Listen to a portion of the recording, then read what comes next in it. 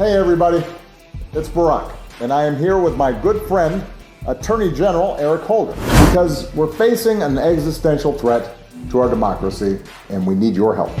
We're doing the same thing in Ohio, trying to give one-party control over almost 90% of congressional seats.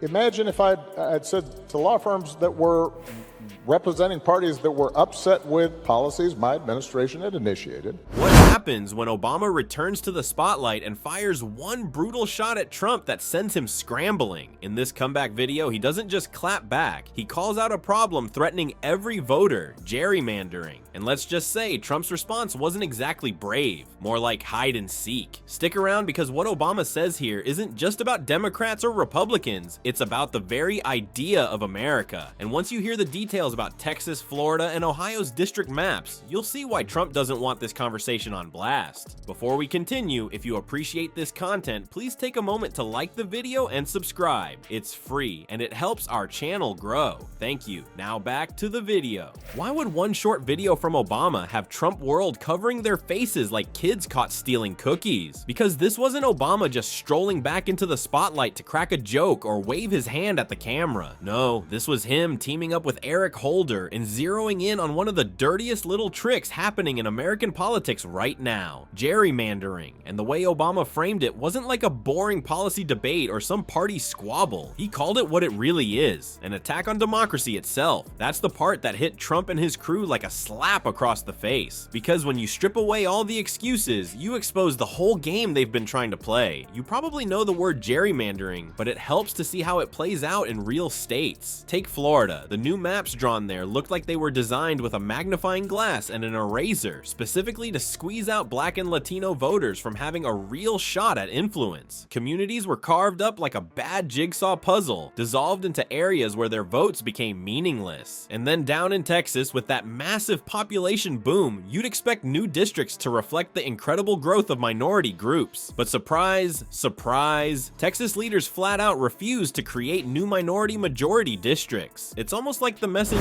was, thanks for growing the state, but your voices don't count here. If that sounds like democracy on mute, that's because it is. And of course, the GOP leaders defend these maps. They smile and say everything is perfectly legal. And you know what Obama's answer was? Legal cheating, legal theft of voices. Because technically, sure, you can twist the law enough to say, hey, nothing to see here. But when you're twisting maps so badly that voters can't even recognize their communities anymore, it doesn't look like fairness. It looks like theft hiding in plain sight.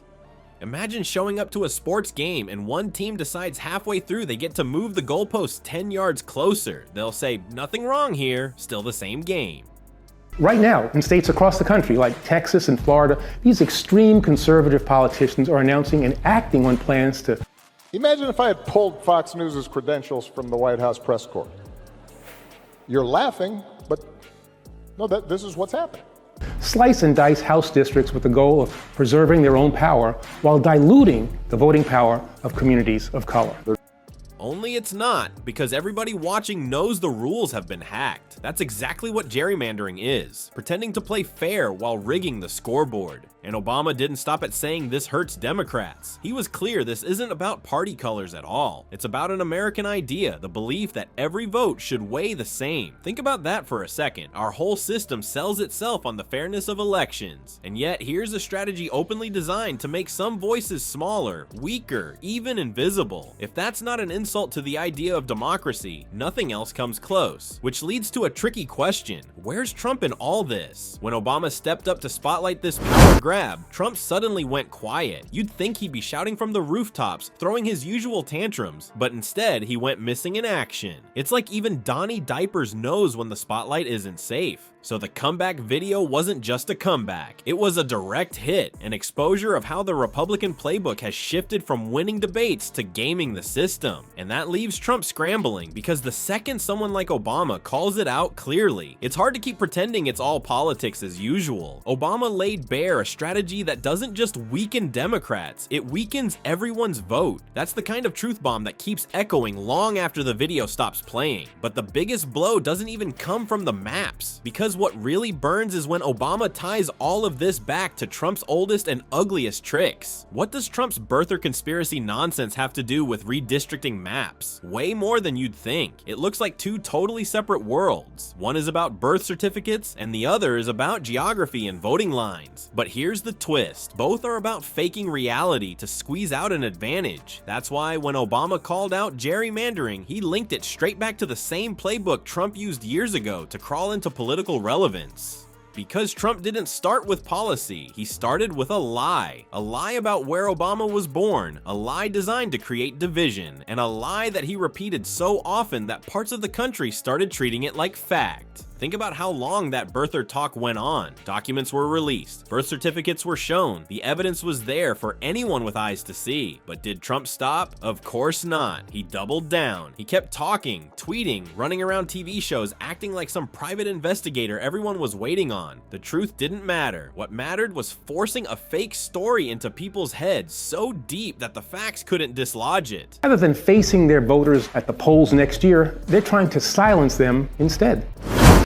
That the same parties that are silent now would have tolerated behavior like that from me. That's the same energy behind gerrymandering. Shift the lines on a map, and suddenly your party looks stronger than it really is. The reality hasn't changed. People are still there. Communities are still voting, but the map pretends otherwise. Just like Trump kept pretending Obama wasn't born in America, the maps pretend that entire groups of people don't have political strength. And Trump has always loved this tactic of bending reality. Remember when he literally refused to unveil Obama's portrait in the White House? Presidents traditionally hang up their predecessor's portrait like it's part of the job description. But not Grumpy Trumpy. He hid it. He didn't want Obama staring down from the walls, reminding everyone who came before him. That might feel like pettiness, but it was also symbolic, a desperate gesture to erase a figure he could never actually outshine. Fast forward a little bit and you get those weird AI-fueled fake videos he posts online of himself being arrested or running things like some comic book villain. Again, it's the same pattern. When reality isn't flattering, he builds a fake one. The California Governor Gavin Newsom actually nailed it when he said, "Small men hide from history's giants." That line was aimed right at Donnie Diapers when he tucked Obama's portrait away. And you know what? It lines up perfectly here, because hiding portraits is the same thinking as hiding voters. If you can't face the truth in front of you, just remove it. If you can't win fairly, create some optics that make it look like you're in control. The portrait is hidden, the AI videos are fake, and now the maps are drawn to erase the power of entire communities. Different tactics, same goal, rewrite reality until you stay on top of it. Obama cutting through all of this is powerful because he's not making it personal. He's not saying, "This is about me versus Trump." He's pointing at the game itself. The democratic system relies on rules everyone agrees on, and gerrymandering isn't just bending those rules. It's breaking the trust entirely. Birtherism was about sowing doubt in Obama's identity. Gerrymandering is about sowing doubt in every voter's voice. Both are poisonous and both run on the same fuel: dishonesty packaged as strategy. So when you compare birther lies, portrait hiding, AI fantasies, and manipulated maps, you realize they're all connected. They're not random acts of weirdness. They're deliberate tactics to erase voices, to bend reality, and to control the scoreboard without playing the real game. That is why Obama's call to fix these maps hits so hard, because fixing the maps isn't just about lines on paper. It's about fixing the future. Obama's message stung because it showed what Trump fears most. It wasn't framed as politics, it was framed as cowardice. Hiding voters behind crooked maps is no different than hiding portraits or hiding behind lies. Grumpy Trumpy doesn't fight by winning arguments, he fights by shrinking voices until they disappear. And here's the thing, you can laugh at Donnie Diapers playing hide and seek, but laughs alone don't fix the maps. Groups like the NDRC and local voting coalitions are where the real pushback happens. This fight isn't about blue or red, it's about standing up to cheaters who rig the game.